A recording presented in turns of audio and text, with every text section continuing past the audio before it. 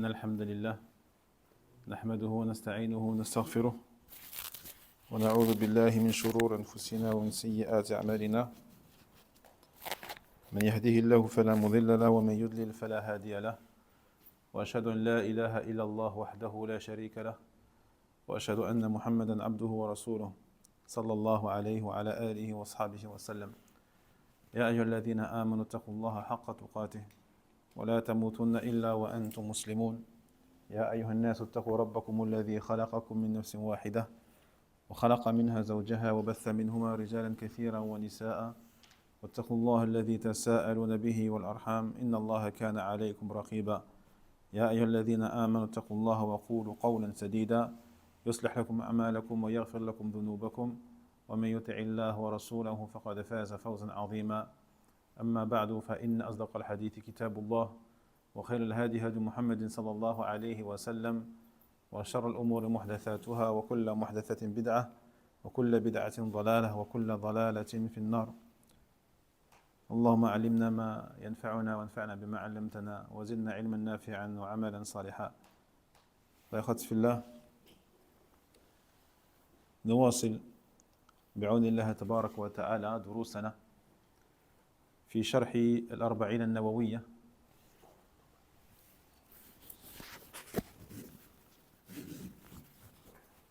لشيخنا الفاضل عبد السلام ابن محمد الشويعر حفظه الله تعالى.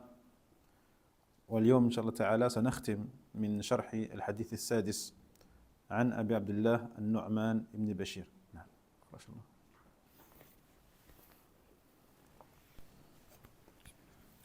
عن أبي عبد الله النعمان بن بشير رضي الله عنهما قال: سمعت رسول الله صلى الله عليه وسلم يقول: إن الحلال بين وإن الحرام بين وبينهما أمور مشتبهات لا يعلمهن كثير من الناس لا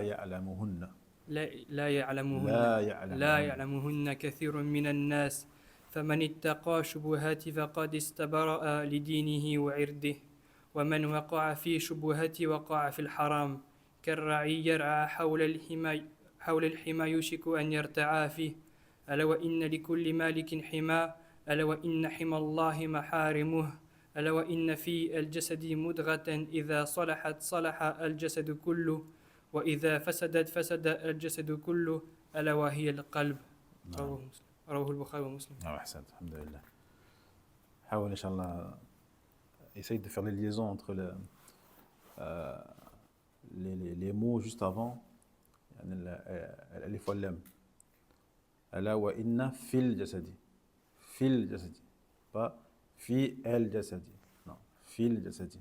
طيب, tu fais la liaison et tu sautes le alif.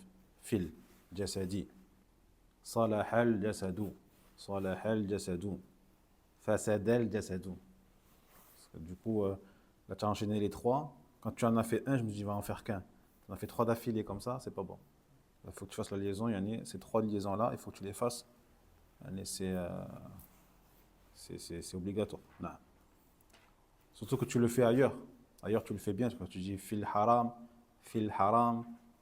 wa hiya al-qalb. Tu vois? Donc, si tu le fais, il faut le faire tout le temps. Alhamdulillah. Barakallahu fik. طيب, donc on s'est arrêté la fois dernière sur le hadith numéro 6 des 40 hadiths de l'imam An-Nawawi rahimahullah ta'ala. Donc il dit ici, selon Abdullah al-Nu'man ibn Bashir radiyallahu anhu, qui a dit: j'ai entendu le messager d'Allah sallallahu alayhi wa sallam dire: le licite est certes clair, l'illicite est certes clair, et entre eux, entre les deux, ces deux choses-là, le licite et l'illicite, il y a des choses qu'on appelle mushtabihat. Il y a des choses mushtabihat. Qui nous rappelle c'est quoi une chose qui est mushtabihat? Douteuse, suspecte, Sabri? En fait, c'est des choses où on ne sait pas si c'est licite ou illicite, entre deux, quoi. C'est un peu... Qui on? Je dis on, c'est qui? Toi, moi, qui? Moi, j'ai pas la science, et que cette chose-là, elle n'est pas vraiment claire parce que Aux yeux de qui, Zaïd? Aux yeux de qui elle n'est pas claire cette chose? Aux yeux de tout le monde? C'est-à-dire? C'est-à-dire donc la majorité. La majorité. D'accord? C'est ça une chose qui est mushtabihat, qui est visée par le hadith. يعني أمور مشتبهة على كثير من الناس. على كثير من الناس بل على أكثر الناس. فلا يعرفون حكمها. هل هي حلال أم حرام? D'accord? Donc une chose qui est mushtabiha, c'est une chose dont la plupart des gens ne connaissent pas le jugement. Ils ne savent pas si c'est licite ou illicite. Il y a quand même des groupes de gens, un groupe de gens qui le sait, les ulama, d'accord, les gens de science, savent le jugement de ces choses-là. Mais les gens de la masse, comme vous l'avez dit, ne le connaissent pas. Donc il y a entre les deux ces choses-là, entre le halal et le haram, qui est bayyin, qui est clair, évident. des étudiants en sciences, du coup, ils font partie de ces gens-là qui sont dans la majorité. Ça dépend de leur niveau. Ça dépend de leur niveau. Il y a plusieurs niveaux de degré d'étudiants en sciences. La ya'lamuhunna kathir min an-nas. Donc le prophète lui-même, il a dit, sallallahu alayhi wa sallam, ne les connaît pas beaucoup de gens. فَمَنِ اتَّقَى الشُّبُهَاتِ فَقَدِ اسْتَبْرَأَ لِدِينِهِ وَعِرْضِهِ. Donc celui qui s'est préservé de tomber dans ces shubuhat, dans ces choses qui sont mushtabihat, il dit, il s'est certes disculpé de tomber de la haram. Taïeb, lidinihi, par rapport à sa religion, c'est-à-dire fima baynahu wa bayna Allah tabarak wa ta'ala, d'accord, dans le haram, c'est-à-dire entre lui et Allah Jalla wa ala, son Seigneur, wa irdi, il a préservé également d'entacher son honneur, c'est-à-dire fima baynahu wa bayna an-nas, son honneur, c'est-à-dire son image, sa réputation auprès des gens. D'accord? Donc, li dinihi avec Allah, wa li irdihi avec les gens. Wa man waqa'a fi shubuhat waqa'a fi al-haram. Donc, celui qui tombe volontairement dans ces shubuhat-là, eh bien, il est tombé dans l'interdit. Tel le berger qui fait paître son troupeau autour d'un territoire interdit, le hima.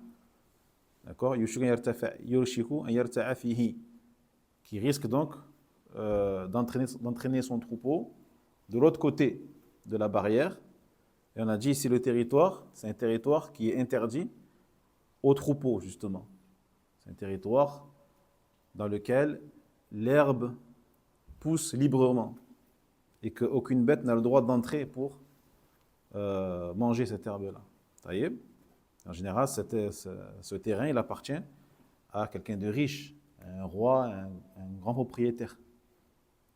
Ala wa inna li kulli malik hima. C'est pour ça qu'il dit juste après, chaque roi a un territoire, a un terrain justement interdit pour les bêtes. Ala wa inna hima Allah maharimu. Et le territoire interdit d'Allah, c'est quoi? Maharimu. Eh bien, c'est ce qu'il a interdit. Les choses qu'Allah Jalla wa ala a interdites, eh bien, c'est la métaphore qu'elle a utilisée le prophète sallallahu alayhi wa sallam en disant que c'est le territoire interdit, dans lequel il est interdit donc d'entrer. Puis il dit, certes, dans le corps, il y a un morceau de chair, mudra, d'accord? Donc il y a la taille d'une chose que l'on peut mâcher, ça vient du verbe madara, qui veut dire mâcher. إذا صلحت صلح الجسد كله. Si ce morceau, il est bon, il est sain, eh bien le corps entier le sera. وإذا فسدت فسد الجسد كله. Et s'il est au contraire corrompu, hein, eh bien tout le corps le sera également. ألا وهي القلب. Et ce morceau de chair, c'est le cœur. Non. Donc on a expliqué ce hadith la fois dernière. Il nous manquait juste le fait de mentionner donc les fawaid المستخرجة من هذا الحديث. أولاً أن الشريعة الإسلامية حلالها بين وحرامها بين والمشتبه منها يعلمه بعض الناس. Donc, on tire de ce hadith, Ratifillah, plusieurs fawaïd, plusieurs enseignements. La première, le fait que la législation islamique, ce qui est licite, est clair. Le halal bayyin. Ce qui est haram est clair. Et entre les deux, on apprend donc qu'il y a des choses qui sont mushtabiha. Mais dont le jugement quand même est connu chez certains. On a dit donc les gens de science, certains étudiants et autres. ثانيا أنه ينبغي للإنسان إذا اشتبه عليه الأمر أو إذا اشتبه عليه الأمر أحلال أو أم حرام أن يتجنبه حتى يتبين له أنه حلال وقبل ذلك عليه أن يتجنبه. Deuxièmement, il incombe à la personne lorsque une chose lui semble suspecte, dont le jugement est suspect, eh bien, il ne sait pas si c'est halal ou c'est haram, il doute, il a de fortes ambiguïtés par rapport à ça, eh bien, il se doit de l'éviter et de s'en écarter jusqu'à ce qu'il sache le jugement exact de la chose. Jusqu'à ce qu'il sache si c'est halal, de manière certaine, ou haram de manière certaine. Si c'est halal, il saura qu'il pourra, par exemple, manger la chose, ou faire, ou dire la chose. Et si c'est haram, il saura qu'il devra s'en écarter. Mais avant cela, il s'en écarte. ثالثا أن الإنسان إذا وقع في الأمور المشتبهة هان عليه أن يقع في الأمور الواضحة. إذا وقع في الأمور المشتبهة هان عليه أن يقع في الأمور الواضحة. فإذا مارس الشيء المشتبه فإن نفسه تدعو إلى ماذا؟ إلى أن يفعل الشيء البين وحينئذ يهلك. Troisièmement, la personne se doit de faire attention à ces choses qui sont mushtabihat. Pourquoi? Parce que si elle prend l'habitude de tomber régulièrement et de pratiquer ces choses qui sont suspectes et douteuses, cela va l'amener progressivement vers quoi? Eh bien, vers le fait de minimiser le danger des choses qui sont claires parmi le haram. Taïeb, le fait de minimiser les choses qui sont douteuses va l'amener petit à petit vers le fait de minimiser également le haram qui est clair. C'est une voie qui mène vers cela. C'est un chemin qui mène vers la minimisation du haram qui est bayyin, clair. Taïeb, et c'est comme ça que le shaitan, lui, il t'amène petit à petit vers les choses qui sont interdites par Allah tabaraka wa ta'ala de manière claire. Il t'amène d'abord en te faisant faire les mushtabihat. En te faisant dire, mais c'est pas grave, on ne sait pas trop, c'est rien. Allah Jalla wa Ala nous a interdit des choses, et les choses qui sont haram sont uniquement les choses qui sont clairement haram, interdites. Le reste, c'est mubah, c'est permis, c'est halal. C'est suspect, certes, mais al-aslu huwa al-ibaha, il te dit. Al-aslu huwa al-ibaha, idan yubah. Mais cela l'amène petit à petit, le fait qu'il sous-estime le danger de tomber dans l'interdit sans le savoir, l'amène petit à petit vers le haram qui est clair. Vers le haram qui lui est clair. Taïeb. Naam. Et en faisant cela, donc, tôt ou tard, il va vers sa perte. رابعا جواز ضرب المثل من أجل أن يتبين الأمر المعنوي بضرب الأمر الحسي أي أن تشبيه المعقول بالمحسوس ليقرب فهمه. Quatrièmement, l'autorisation, comme il a fait le prophète sallallahu alayhi wa sallam ici, de donner un exemple concret, d'accord, afin de faire comprendre une notion abstraite. D'accord? Comme l'a fait le prophète sallallahu alayhi wa sallam. Afin de faire comprendre à quelqu'un une idée, une notion qui est abstraite, eh bien, tu peux faire une métaphore, entre guillemets, donner un exemple concret, matériel, pour que la personne comprenne l'idée abstraite que tu veux lui faire comprendre. Comme il a fait ici, le prophète sallallahu alayhi wa sallam, lorsqu'il a comparé donc, les interdits d'Allah tabaraka wa ta'ala à un territoire interdit, taïb, dans lequel il n'a pas le droit de faire paître son troupeau. واضح؟ نعم. خامسا حسن التعليم الرسول صلى الله عليه وسلم بضرب الأمثال وتوضيحها. Cinquièmement, on voit ici la bonne pédagogie, la bonne méthodologie de l'enseignement du prophète Mohammed sallallahu alayhi wa sallam par rapport au fait qu'il a l'habitude même de donner des exemples pour que l'étudiant et pour que les gens qui l'écoutent comprennent clairement où il veut en venir. Et ça, c'est le rôle donc de l'enseignant, tout prêcheur, toute personne qui appelle à Allah tabarak wa ta'ala. سادسا المدار في الصلاح والفساد على القلب.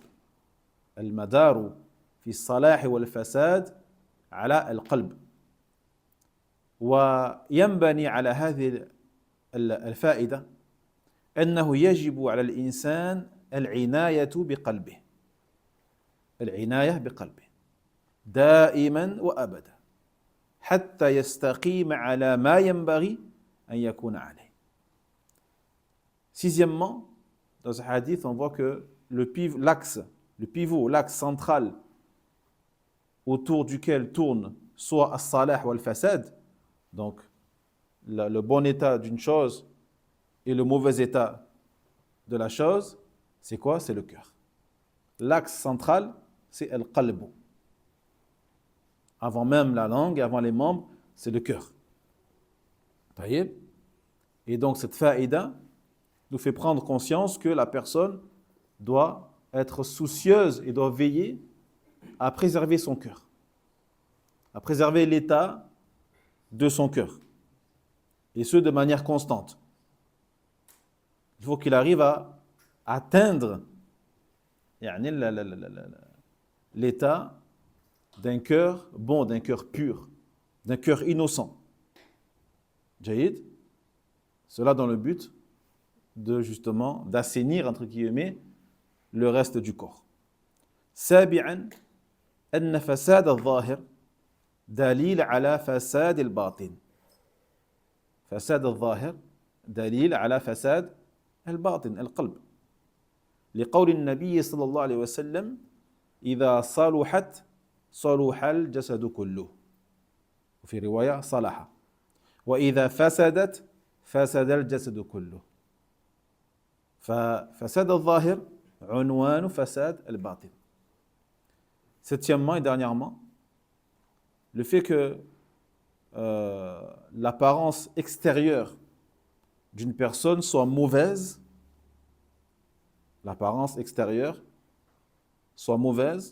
ceci indique également le mauvais état de l'intérieur.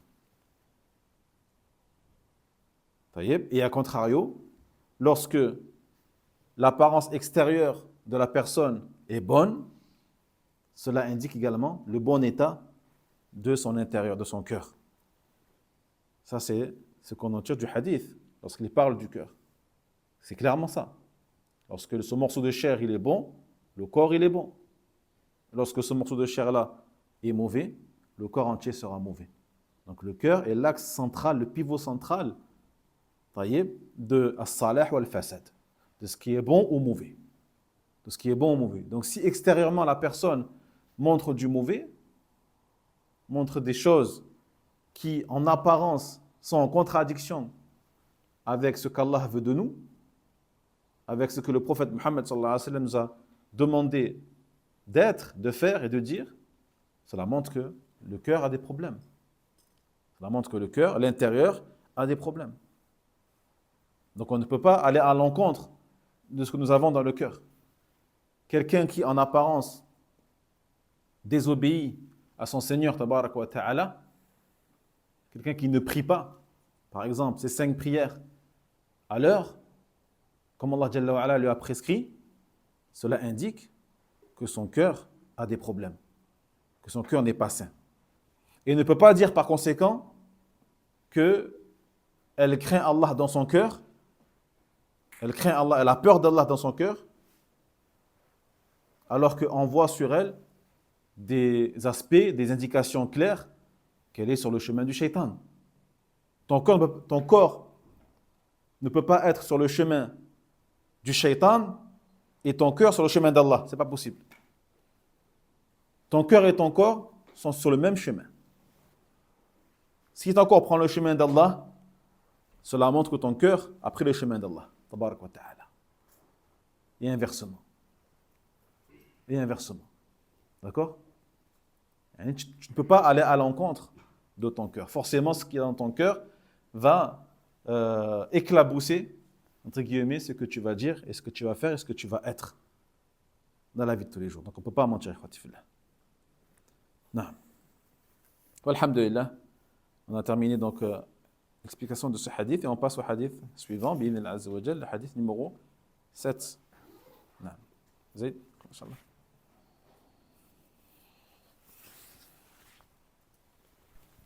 عن أبي رقية تميم ابن أوس الدري رضي الله عنه أن النبي صلى الله عليه وسلم قال الدين النصيحة قلنا لمن قال لله ولكتابه ولرسوله ولأئمة المسلمين وعامتهم رواه مسلم. Non. Donc là c'est pareil, il y a toujours le problème du alif lam. Faut que tu le travailles ça, Inch'Allah. Travaille-le bien. À chaque fois que tu as un alif lam, il faut que tu fasses la liaison avec le mot précédent. Ad-dinun nasiha. Ad-dinun nasiha. Il n'y a pas ad-din an-nasiha. D'accord? Walia'immatil muslimin. Walia'immatil muslimin. Au début aussi, tu peux le faire au début quand tu dis, مثلا, عن أبي رقية تميم بن أوس الداري. Awsini Dari. Si tu arrives, si tu n'arrives pas, tu peux t'arrêter, mais le mieux c'est de continuer, Inch'Allah Ta'ala.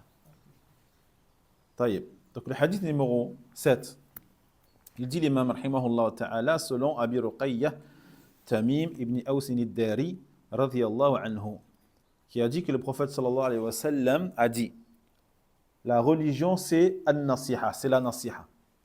La religion c'est la nasiha. Nous dîmes alors, envers qui? Envers qui? Liman. Il répondit, le prophète sallallahu alayhi wa sallam, envers Allah, envers son livre, envers son messager, alayhi salam, envers les imams des musulmans et envers les gens ordinaires parmi eux. Envers les gens ordinaires parmi eux. عمتهم. طيب. إذن أولا النصيحة. ما هي النصيحة؟ النصيحة يا إخوتي في الله كلمة جامعة واسعة ولها معان شتى. يقول العلماء هي كلمة جامعة معناها حيازة الحظ للمنصوح له. معناها حيازة الحظ للمنصوح له وهو إرادة صلاح حاله. إرادة صلاح حاله وتخليصه من الخلل وتصفيته من الغش. هذه هي النصيحة. النصيحة أي إرادة الخير للمنصوح له. أن تريد الخير للمنصوح له. فهي تحري قول أو فعل فيه صلاح لصاحبه أو تحري إخلاص الود لصاحبه وهي لفظ جامع لمعان شتى كما قلنا. Donc il faut que l'on sache d'abord, et j'ai fait exprès de ne pas traduire de la première traduction, le mot nasiha. Comment ils traduisent dans les livres en général? Le bon conseil. Le bon conseil pour Allah. C'est quoi le bon conseil pour Allah? Le mot est inapproprié. Le mot est totalement inapproprié. Et il est trop limité par rapport à la réalité du mot. Dans ce hadith surtout. Trop limité, trop restreint. Donc, nasiha dans la langue arabe, c'est un mot qui est très vaste et qui englobe énormément de sens. Parmi eux, eh bien, le fait de préserver les droits de celui à qui on voue cette nasiha.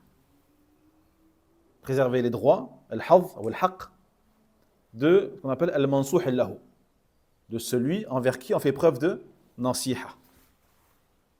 Jahid. Et donc, celui à qui on fait preuve de nasiha, c'est celui pour qui on va chercher à faire en sorte que son état soit bon, dans le meilleur état possible pour cet être pour qui on veut la nasiha. Également, la nasiha consiste à ce que on cherche à délivrer cet être-là de tout défaut, de toute gêne et difficulté. La préserver de toute tromperie et de trahison ou de corruption. هذه النصيحة. النصيحة, pour résumer, c'est le fait de vouloir le bien pour cet être-là.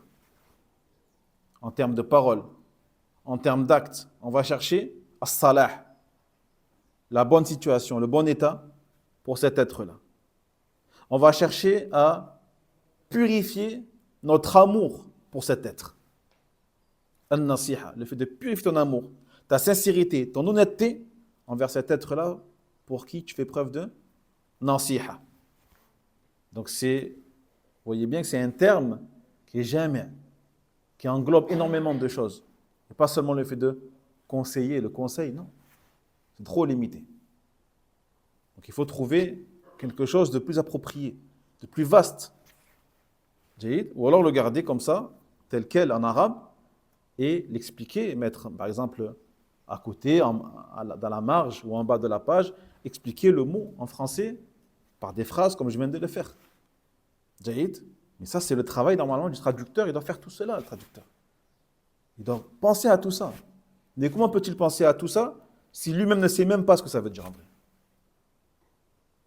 Si lui-même, lorsqu'il a traduit le hadith, il a traduit avec ce qu'il sait, mais il n'a pas le cursus ni scientifique, ni intellectuel pour la faire la traduction. Parce que la traduction, c'est un tafsir. Quelqu'un qui traduit un hadith, il fait un tafsir du hadith. En vrai, c'est comme si tu lui dis, c'est comme si tu lui demandais, explique-moi le hadith. Allez, tu prends le hadith, explique-le-moi en français. C'est la même chose. Donc si la personne n'est pas apte à expliquer le hadith, elle n'est pas apte à le traduire, je suis désolé. Elle n'est pas apte à le traduire. Parce que si elle n'est pas apte à le faire, forcément elle va donner une traduction qui sera à côté de la plaque. À côté de la plaque. Comment peux-tu expliquer le conseil envers Allah? Le conseil envers son livre, ça veut dire quoi ça, le conseil envers son livre? Le conseil pour son messager, ça veut dire quoi? Ça ne veut rien dire. Vous comprenez, Khatif Allah? طيب. إذن هذا الحديث أصل من أصول الدين من جهتين. الجهة الأولى في النصيحة لله ولكتابه ولرسوله عليه الصلاة والسلام بالامتثال والصدق في الامتثال لأمر الله تبارك وتعالى وأمر رسوله صلى الله عليه وسلم وما جاء في كتاب الله سبحانه وتعالى. Donc ce hadith Khatifillah contient un des fondements de la religion, sous deux aspects. Le premier aspect concerne la nasiha envers Allah, son livre et son messager. C'est le premier aspect. La nasiha envers Allah, son livre et son messager. أولاً فالنصيحة لله ما هي؟ النصيحة لله يخاطب في الله هي النصيحة لدينه. النصيحة لدين الله تبارك وتعالى. أي بالقيام بأوامره. بالقيام بأوامره واجتناب النواهي. وتصديق خبره والإنابة إليه والتوكل عليه. غير ذلك من شعائر الإسلام وشرائعه. Donc la nasiha envers Allah tabarak wa ta'ala, qu'est-ce que c'est? Eh bien, c'est la nasiha envers sa religion. La nasiha par rapport à la religion d'Allah tabarak wa ta'ala. Et comment elle va se concrétiser? Comment va-t-elle se réaliser? Eh bien, en faisant ce que Allah tabarak wa ta'ala nous a ordonné de faire, en s'écartant de ce qu'Allah Jalla wa ala nous a interdit, en croyant également à ce qu'Allah Jalla wa ala nous a transmis comme message, le Coran ou la Sunna, d'accord? En revenant à lui, en se repentant à lui de nos erreurs, de nos péchés,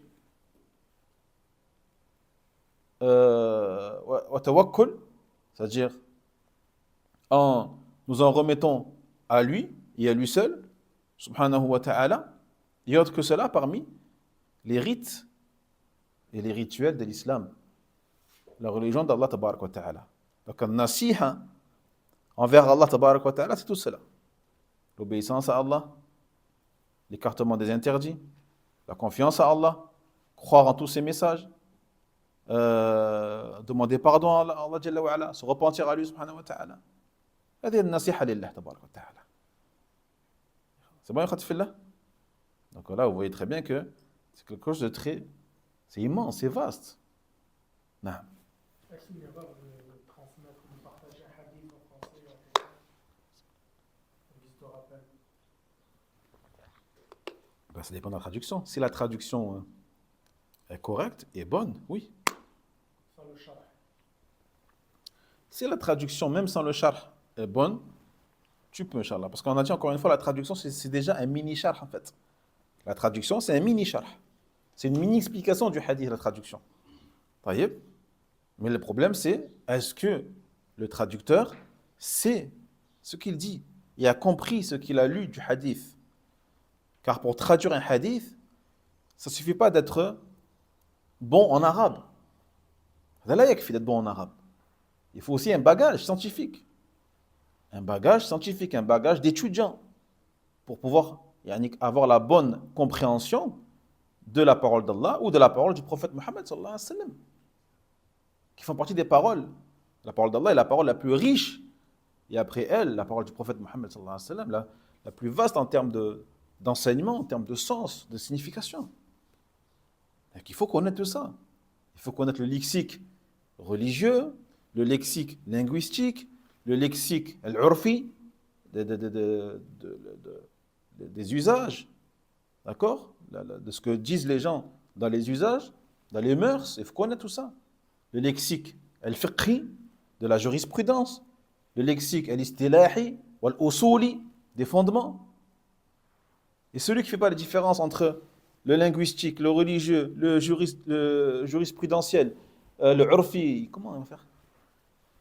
Comment ils vont faire? Le côté aqida aussi, si la personne ne peut avoir tout ça, finalement elle va traduire d'une autre manière des versets de Nuzul. C'est ça le problème. C'est qu'après ça peut rentrer même dans des égarements dans la croyance, dans le dogme. Dans le dogme. Comme on le voit dans certaines traductions du Coran, même celle qui est en face de moi, et que tout le monde lit et tout. Ils ont traduit dans plusieurs versets le verbe nazala, d'accord, nazala, qui veut dire descendre, ils l'ont traduit par révéler. Par révéler. Donc le verbe awha, yuhi. Certes, le Coran est une révélation, mais dans plusieurs versets, Allah Jalla wa ala, il dit que le Coran est descendu et que les versets sont descendus et pas seulement révélés. Donc celui qui refuse de traduire le verbe nazala ou le verbe anzala, qui veut dire faire descendre, par faire descendre, on peut douter de sa croyance. Est-ce qu'il doute qu'Allah il est en haut?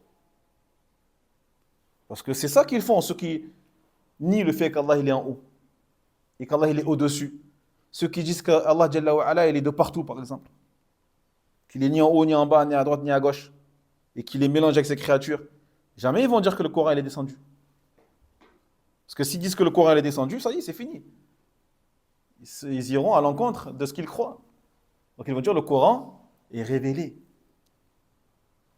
لكن فرق بين أوحى وأنزل. أوحى révélé, أنزل descendre, faire descendre. D'accord? Et encore une fois, le problème c'est que il y a des traductions, il y a des livres, des éditions françaises, etc. On n'a pas d'identité. On a juste le nom de l'édition. C'est bien, on a le nom de l'édition, c'est bien. Mais qui sont les traducteurs? C'est quoi leur nom, leur prénom, pour qu'on puisse au moins faire un minimum de recherche et vérifier si c'est des gens qui sont aptes ou pas aptes et qui sont connus pour cela. Taïeb. Ça, c'est un problème que l'on rencontre même dans les livres arabes. Ce n'est pas le même problème de traduction, parce que c'est en arabe. Mais il y a les livres arabes, c'est quoi? C'est les transcriptions de cours des mashaïkh, la plupart des livres. Contemporains notamment. D'accord? C'est des gens qui ont pris les cours de Cheikh Al-Uthaymin, des cours de Cheikh Mathalan Al-Ruhayli, ou Al-Anzi, ou Shaway'ar, et qui les ont transcrits. Mais celui qui transcrit, s'il a une mauvaise croyance, lui, il va transcrire ce qu'il veut. Il enlève ce qu'il veut, il rajoute ce qu'il veut. Et c'est déjà arrivé dans plusieurs livres de Cheikh Al-Uthaymin, des frères qui ont fait les vérifications, ils travaillent des vérifs, ils ont pris les audios, ils ont pris les livres, ils ont vu qu'il y avait des différences. Vous voyez? Que dire alors des livres en français dont on ne connaît pas l'identité? Au moins les livres arabes, on connaît l'identité, c'est marqué. C'est marqué le nom du al-mufarrikh, du transcripteur, c'est marqué dans le livre arabe, alhamdoulilah. En français, on n'a pas ça en français. Vous voyez? Donc c'est des choses auxquelles il faut faire attention, Inch'Allah ta'ala. إذن النصيحة لله نعم ثم لكتابه فما هي النصيحة لكتاب الله تبارك وتعالى النصيحة لكتاب الله الإيمان بأنه كلام الله الإيمان بأنه كلام الله جل وعلا وأنه مشتمل على الأخبار الصادقة والأحكام العادلة والقصص النافعة وأنه يجب أن يكون التحاكم إليه في جميع شؤوننا. Donc la nasiha envers le livre d'Allah. Donc on a vu la nasiha envers Allah Jalla wa Ala, qu'est-ce que c'est? L'obéissance, quoi encore sabrer? Le repentir, le tawakkul, naam, ahsant, s'écarter des interdits, etc. etc. Maintenant la nasiha pour le livre d'Allah Jalla wa Ala, qu'est-ce que c'est?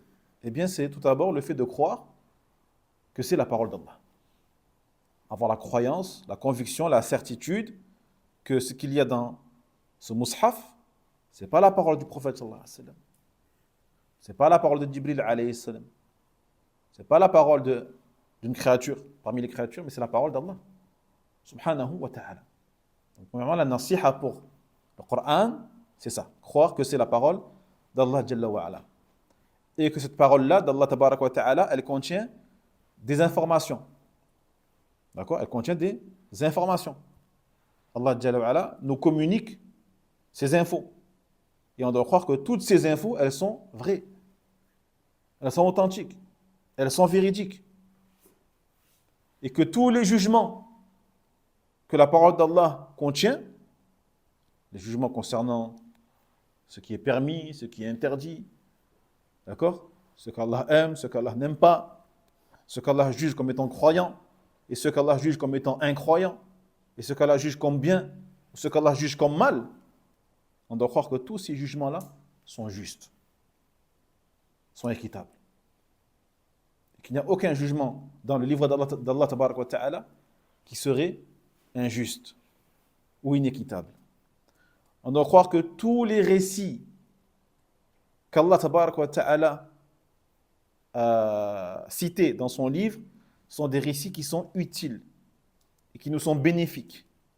Ce n'est pas des récits, des fables, ce n'est pas des légendes, ce n'est pas des poésies que les enfants peuvent apprendre à l'école, écrites par les hommes, mais tout ce qu'il y a dedans comme histoire sont des histoires bénéfiques et qui nous sont utiles et dont on tire des enseignements en grande quantité et nécessaires pour notre vie ici-bas et pour l'au-delà. Et également croire qu'il nous est obligatoire de prendre le Coran et le Karim, la parole d'Allah Tabaraka wa Ta'ala, comme arbitre, comme un moyen de juger entre nous, dans nos différends et dans nos litiges. Taïeb, dans toutes nos affaires. Dans toutes nos affaires. Nous revenons à Allah Tabaraka wa Ta'ala. Celui qui ne revient pas lors de ces litiges au livre d'Allah Jalla wa Ala, eh bien, n'aura pas fait preuve de nasiha envers le livre d'Allah Tabaraka wa Ta'ala. واضح؟ ثم النصيحة لرسوله عليه الصلاة والسلام ما هي؟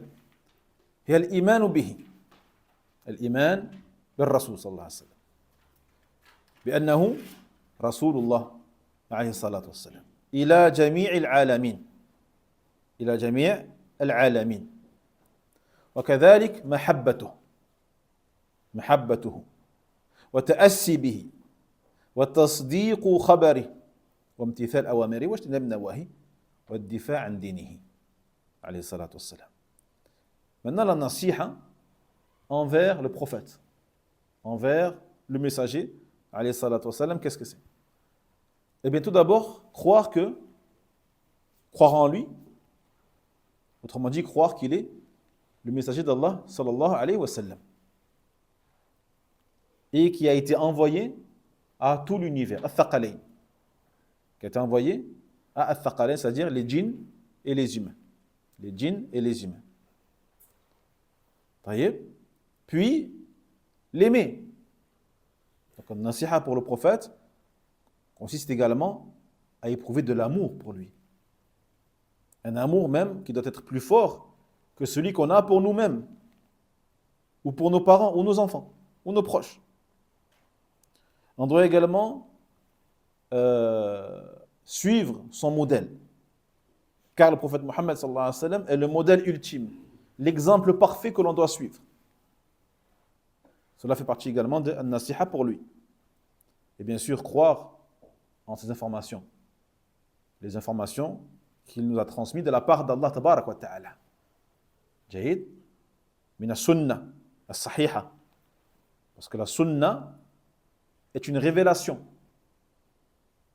La sunna muhad min indillah tabarak wa ta'ala. C'est une révélation de la part d'Allah tabarak wa ta'ala. C'est pour ça que l'on peut dire également, comme on dit le Coran al-munazzal, eh bien on dit également al-sunnah al-munazzala. La sunnah al-munazzala. La sunnah descendue. Et pas la sunnah révélée. Non, mais elle est révélée, bien sûr.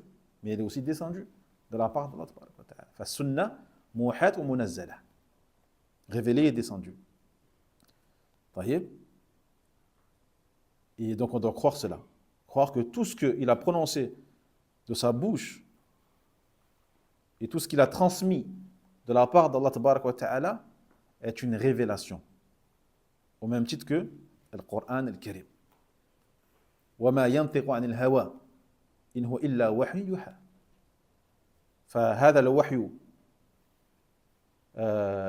الموحى يشمل القرآن والسنة.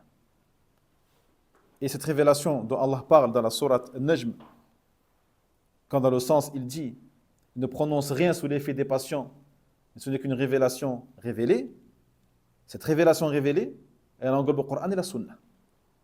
Ce n'est pas uniquement le Coran. D'accord?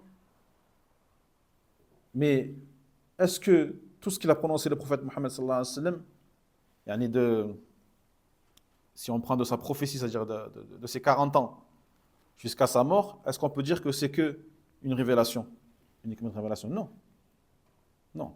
Bien sûr qu'il y a des moments où le prophète, lorsqu'il parlait, il parlait de ça, de son propre chef, et non de par la révélation d'Allah tabarak wa ta'ala.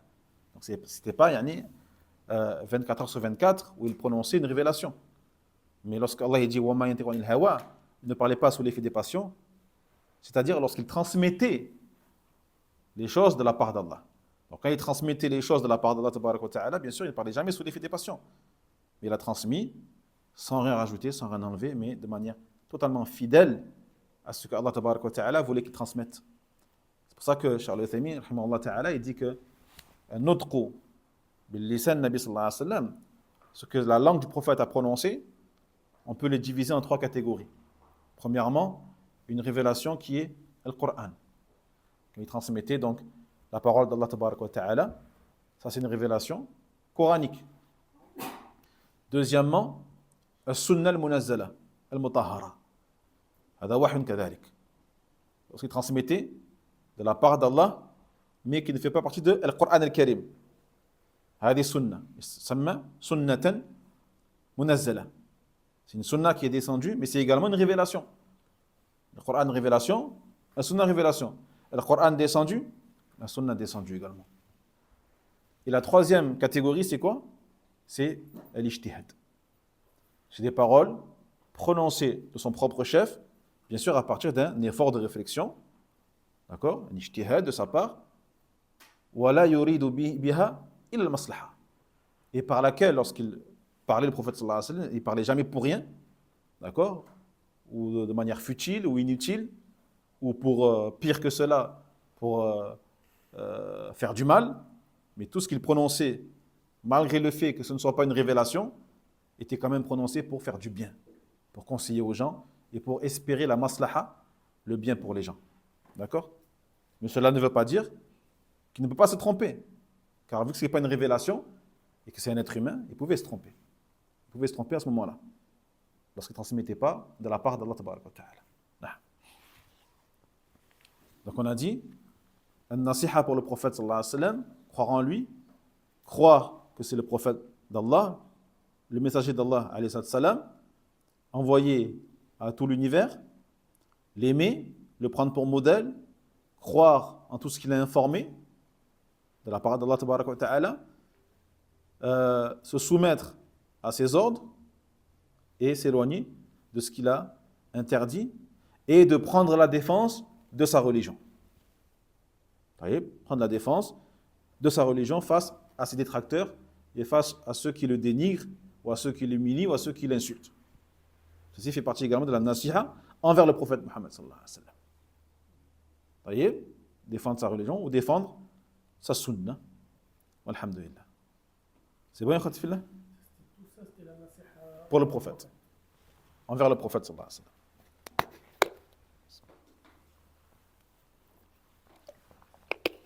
Donc ça, c'est le premier aspect, d'accord, de ce fondement-là que l'on retrouve dans le hadith, qui est un nasiha envers Allah, envers son livre, envers son messager sallallahu alayhi wa sallam.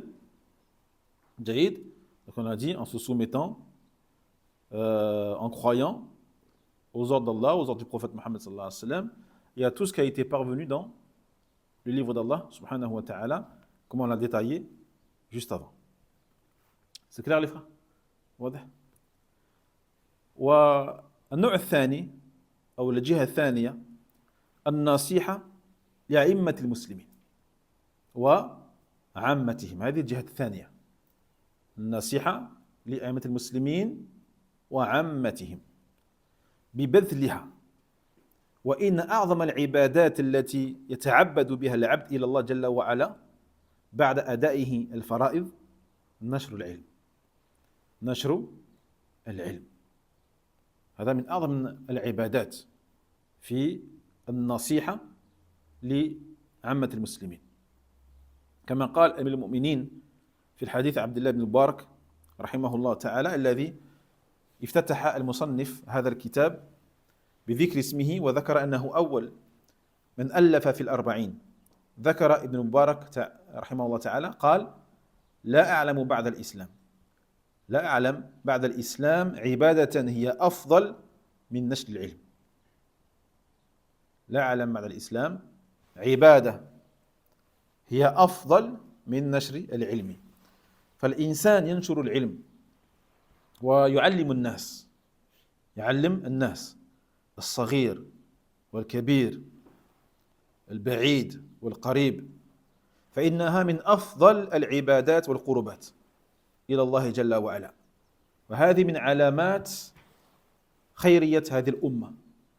فإن هذه الأمة يعلم السابق منها اللاحق، والمتقدم للمتأخر، والأول للثاني، وهكذا. وما زالت هذه الأمة بخير ما كان العلم منتشرا هذه الأمة، وظاهرا وبينا، وهو ظاهر إلى قيام الساعة، لقول النبي صلى الله عليه وسلم: لا تزال طائفة من أمتي على الحق ظاهرين. فالعلم والدين والسنة والحق ظاهر إلى قيام الساعة. قال الذي لا ينطق عن الهوى محمد ابن عبد الله صلى الله عليه وسلم.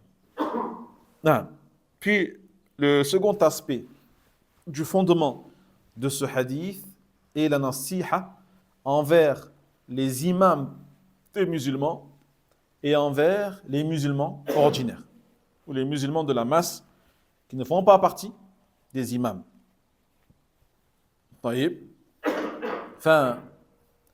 فالنصيحة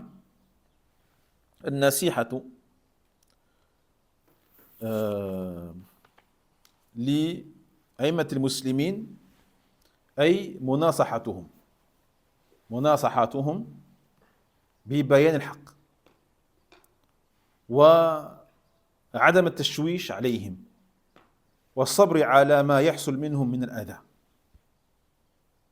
النصيحة لأئمة المسلمين أي الحكام ولاة الأمور مناصحتهم ببيان الحق وعدم التشويش عليهم والصبر على ما يحصل منهم من الأذى وغير ذلك من حقوقهم المعروفة ومساعدتهم ومعاونتهم فيما تجب فيه المعونة كدفع الأعداء ونحو ذلك. Donc, النصيحة إخوتي في الله envers les musulmans, ou plutôt envers les imams des musulmans. Eh bien, le fait de les conseiller, bien sûr, conformément à la bonne méthodologie des salaf salih, c'est-à-dire en secret, en privé, de leur exposer la vérité et de ne pas les gêner ou les déranger et patienter sur ce qu'ils pourraient faire comme injustice ou comme mal. Donc, la nasiha envers les imams des musulmans, c'est-à-dire les dirigeants, les gouverneurs, les chefs, d'accord, les présidents, les rois des musulmans, le fait de les conseiller, de leur exposer la vérité, de la manière qui est légiférée, bien sûr, de ne pas les gêner et de patienter sur les injustices qu'ils pourraient commettre. هذا منهجنا. C'est là notre manhaj ikhwati fillah. Notre voie est la voie des salaf salih et celle des sahaba et celle du prophète sallallahu alayhi wa sallam. Mais autre que cela, parmi les droits qu'ils ont sur nous, les droits qu'ils ont sur les citoyens ou leurs sujets. Et parmi ces droits-là, le fait qu'ils doivent les aider, ils doivent les soutenir dans les choses qui sont obligatoires par rapport à eux, comme le fait de repousser l'ennemi. Donc si le gouverneur ou le dirigeant demande à son peuple de protéger le pays, ils doivent le faire. Cela fait partie d'un nasiha pour les imams des musulmans et autres que cela. جيد. ثم النصيحة لعامتهم أي سائر المسلمين وهي أيضا بذل النصيحة لهم بالدعوة إلى الله جل وعلا. فكيف تقوم بالنصيحة لهم؟ بالدعوة إلى الله جل وعلا، الدعوة إلى التوحيد، الدعوة إلى تطبيق السنة والأمر المعروف والنهي عن المنكر وتعليمهم الخير وما أشبه هذا. ومن أجل ذلك صار الدين النصيحة. وأول ما يدخل في عامة المسلمين نفس الإنسان، أي نفسك، أي ينصح الإنسان نفسه. أن تنصح نفسك يا عبد الله. La nasiha envers donc les gens de la masse, comme on dit, les gens ordinaires, parmi les musulmans. Dit autrement, qui ne sont pas des imams parmi les musulmans, ou des savants, ou des gens de science. Parce que dans le mot Aïmat al-Muslimin, entre dedans les dirigeants, les gouvernants, mais aussi les mashayikh, les savants, les gens de science.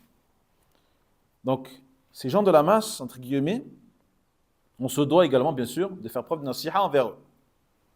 Donc, comment être nasih? Être nasih envers ces gens-là, dont on fait partie, eh bien, en les appelant à Allah. En les appelant au tawhid. En leur mettant en garde contre le shirk. En les appelant à l'application de la sunna, pure et purifiée. Et en les mettant en garde contre quoi? L'innovation dans la religion. Donc tout cela fait partie de an-nasiha pour les gens. An-nasiha pour les gens. En leur prescrivant le bien, en leur proscrivant ce qui est mal, en leur enseignant le bien, d'accord? Donc lorsque tu interdis quelque chose, et le réflexe, eh bien de leur apprendre qu'est-ce qu'il faut faire à la place. Comme l'a fait le prophète Mohammed sallallahu alayhi wa sallam, qui ne se contentait pas de dire aux gens, ceci est haram, et puis partir. Non. Il dit, ceci est haram, mais fais ça à la place. Fais ça à la place. Ne prie pas toute la nuit sans dormir, mais plutôt dors et prie, comme je fais. Voyez? Ne jeûne pas tous les jours de la semaine, mais fais au maximum le jeûne de Daoud, alayhi salam, un jour sur deux. D'accord? Donc on doit prendre exemple sur lui. Lorsque tu dis à quelqu'un hadi bid'a, dis-lui c'est quoi la sunna? Et c'est comme ça que tu vas l'éduquer, que tu vas l'instruire. Et pas juste en lui interdisant quelque chose. Mais interdis la chose, bien sûr, pour Allah tabaraka wa ta'ala, et apprends-lui ce qu'il faut faire à la place. Et c'est comme ça que la société musulmane, ça améliorera, Inch'Allah ta'ala, et se réformera. Naam. Et c'est pour cela donc que la religion donc est une nasiha. Maintenant on a compris de manière plus précise et plus subtile ce qui fait que la religion d'Allah tabaraka wa ta'ala, l'islam, est la nasiha. La nasiha. Donc il n'a pas dit une nasiha, il a dit c'est la nasiha. An-nasiha. Bil-alif wal-lam. Mu'arraf. Donc la religion, c'est la nasiha. Pourquoi? Parce que ça englobe cela. Ça englobe donc tout ce qu'on a dit par rapport à Allah, tout ce qu'on a dit par rapport au livre, tout ce qu'on a dit par rapport aux messagers, tout ce qu'on a dit par rapport aux gouverneurs et par rapport aux musulmans de manière générale. Regardez juste en quelques mots, combien de mots il a prononcé le prophète sallallahu alayhi wa sallam. Ad-dinu an-nasiha, 2 mots. 2 mots, tu peux créer des livres et des tomes et des tomes et des tomes. Des tomes et des tomes. Dedans, tu peux tirer les 50 fondements de la sunna qu'il y a dans le livre de Imam Ahmed, Usul Sunna. Ces 50 fondements-là, Wallah que ce hadith, il les résume. Il les résume tous. La croyance envers Allah, la croyance envers le Coran, la croyance envers le messager sallallahu alayhi wa sallam, la croyance envers les imams, les gouverneurs, les savants, et les musulmans de manière générale. هذا من جوامع الكلم. Cela fait partie de ce qu'on appelle جوامع الكلم. Ça c'est un don qu'Allah a donné au prophète sallallahu alayhi wa sallam qui consiste à dire en peu de mots énormément de choses. Énormément de choses. Et sur lesquelles tu peux passer des heures et des heures et des jours et des semaines à développer, à expliquer, à détailler. Subhanallah. Taïeb? Non. Et bien sûr, quand on dit donc les musulmans ordinaires de la masse, la première personne envers laquelle tu dois faire preuve de nasiha, c'est toi-même. C'est toi-même. Avant même de chercher à être nasih envers quelqu'un, sois-le envers toi. Sois-le envers toi. Comment? Eh bien en t'appelant à Allah. Exhorte-toi toi-même. Conseille-toi toi-même avant de conseiller les autres. Appelle-toi Allah Jalla wa Ala. Appelle-toi à la sunna. Prends garde du shirk. Prends garde de la bid'a. Ordonne-toi le bien. Interdis-toi le mal. Apprends le bien. Va dans les cours. Assiste au durus. pour que tu apprennes le bien. Parce que celui qui n'assiste pas au durus, celui qui ne s'assoit pas lorsqu'il a des rappels, il ne veut pas du bien pour lui-même. Il ne sera pas nasih complètement pour lui-même. Parce que s'il veut l'être envers lui, il faut qu'il apprenne sa religion. Il faut qu'il apprenne le bien, ce qui est mal. Jaïd. Car sinon, il aura délaissé la personne à laquelle il doit faire le plus attention, c'est-à-dire lui-même. Lui-même. Non. Une heure là. Alhamdoulilah, ça passe vite. Hein. C'est clair les frères? Ben, juste traduis ce passage et c'est bon, Inch'Allah. On arrête. Non. Je crois que tu levais la main, hein, Rachid. Tu as une question? Ça garde la tête. N'hésite pas, c'est une question. Hein? Il n'y a pas de souci, Inch'Allah. C'est un échange. C'est pas un monologue. Les frères, c'est pareil. Hein? Taïb. Donc, il dit le cheikh, ici, Al-Shuway'ar, que la plus grande adoration par laquelle tu vas adorer Allah tabarak wa ta'ala et par laquelle tu vas prodiguer une des plus grandes nasiha pour les gens de manière générale, c'est le fait de partager la science, de propager, diffuser l'ilm al-nafi', la science bénéfique, la science profitable. Comme l'a dit le chef des croyants dans le domaine du hadith, Abdullah ibn Mubarak, rahimahullah ta'ala, décédé en l'an 181 de l'Égypte, et qui avait pour professeur notamment Abu Hanifa, rahimahullah ta'ala, il a dit, lorsqu'il a débuté son livre, Na'am, lorsqu'il a écrit par rapport aux 40 hadiths, comme on a vu au début de ce livre-là de l'imam An-Nawawi, rahimahullah ta'ala, il dit, après l'islam, c'est-à-dire après la conversion à l'islam, je ne connais pas une adoration meilleure et plus méritante que la propagation de la science. Après le fait d'embrasser l'islam, je ne connais pas une adoration plus grande, meilleure, plus méritante que le fait de partager, de diffuser la science d'Allah tabaraka wa ta'ala. Donc la personne se doit de faire cela. Et chacun à son niveau. Taïb, l'enseignant à son niveau, le cheikh à son niveau, le savant, l'imam, et puis également celui à son niveau, il peut partager la science à travers la distribution, par exemple, de livres, à travers aujourd'hui le fait de partager eh bien, des vidéos, de partager des cours, de partager des chaînes sur les réseaux qui propagent la science, chacun à son niveau. Certains vont dépenser de l'argent, certains vont donner de leur argent pour organiser des séminaires, faire venir des mashayikh, leur payer le voyage afin que des cours, des séminaires, des warad puissent se tenir et puissent se faire dans ces pays-là. Donc cela rentre également dans le partage de la science. Ce n'est pas juste le fait de parler, c'est également le fait de dépenser de l'argent, dépenser des biens pour que la science d'Allah se propage. D'accord? Ça fait partie des plus grandes adorations et des plus grands combats dans le sentier d'Allah tabaraka wa ta'ala. Hada jihad fi sabilillah. Et donc, on doit partager cette science-là, la propager. Le grand enseigne au petit, d'accord? Celui qui est proche, il enseigne à celui qui est éloigné, etc.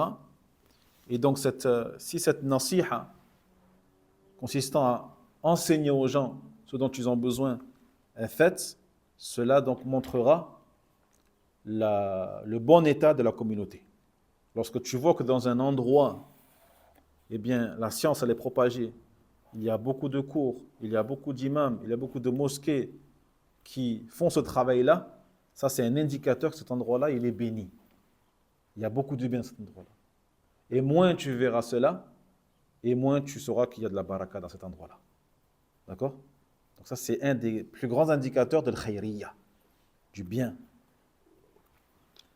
Naam. Donc cette umma, comme on a dit, celui qui a précédé, il doit enseigner à celui qui vient après lui.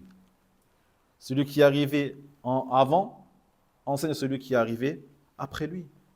Le premier enseigne au second, et ainsi de suite. Voyez? Donc cette umma ne cessera d'être sur le bien tant qu'elle fera ce travail-là. Tant que le ilm, la science, sera propagée, diffusée, apparente, claire, évidente, et qu'il n'y ait pas de secret, qu'il n'y ait pas de choses qui sont cachées.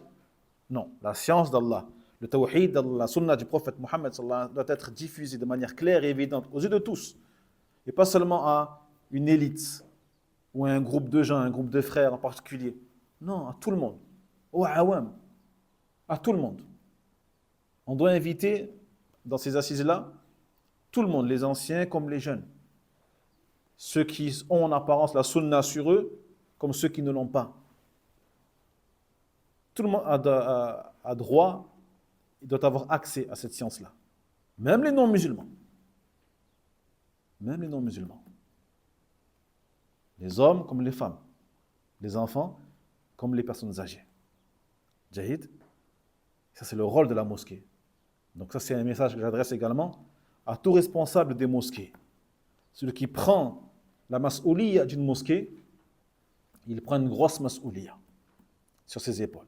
Un gros fardeau, wallahi. Un fardeau qui est celui du prophète Mohammed sallallahu alayhi wa sallam, qui est da'wa ila Allah jalla wa ala.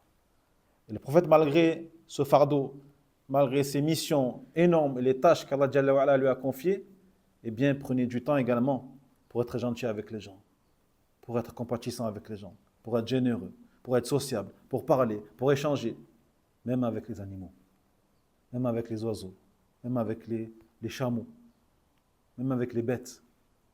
Taïeb. Donc lorsque je vois aujourd'hui malheureusement des gens qui prennent les clés d'une mosquée et tout à coup ils deviennent comme des tyrans et des dictateurs, ils en profitent pour monter sur les gens, etc., etc., c'est qu'il y a un gros problème dans la Ummah. Il y a un gros problème dans la Ummah. Ils ont pris les clés d'une mosquée, ils ont pris les clés d'un pays. Et ils se permettent malgré ça de critiquer le gouverneur. T'as une petite mosquée. Déjà, tu fais preuve d'injustice énorme.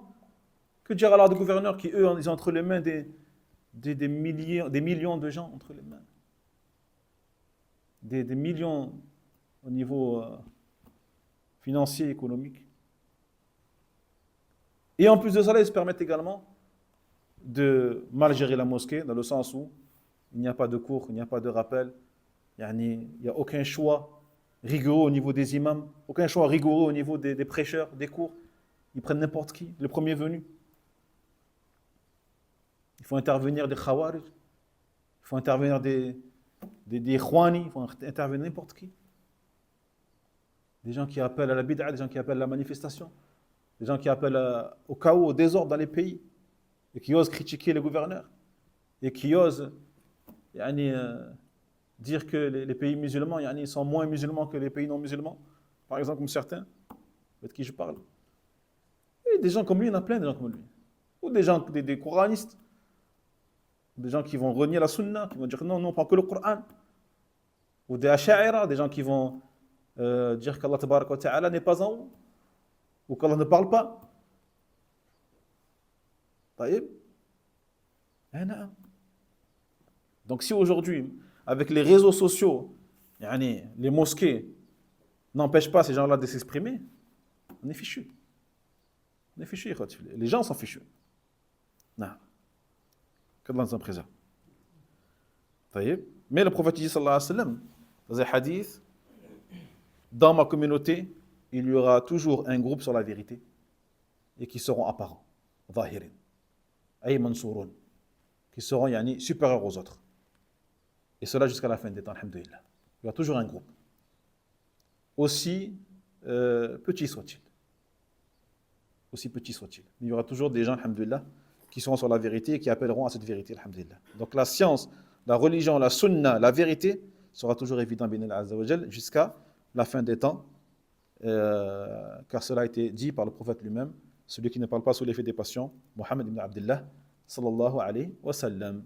On va s'arrêter là, Inch'Allah Ta'ala. On reprend dans quoi 15 minutes Inch'Allah Ta'ala, 15 minutes, une petite pause pour ceux qui voudraient faire l'odo, etc. Et on reprend dans peu de temps. Barakallahu fikum. Allah Ta'ala a'la wa a'lam wa subhanaka wa bihamdik ashhadu an la ilaha illa ant astaghfiruka wa atubu ilayk. Barakallahu fikum.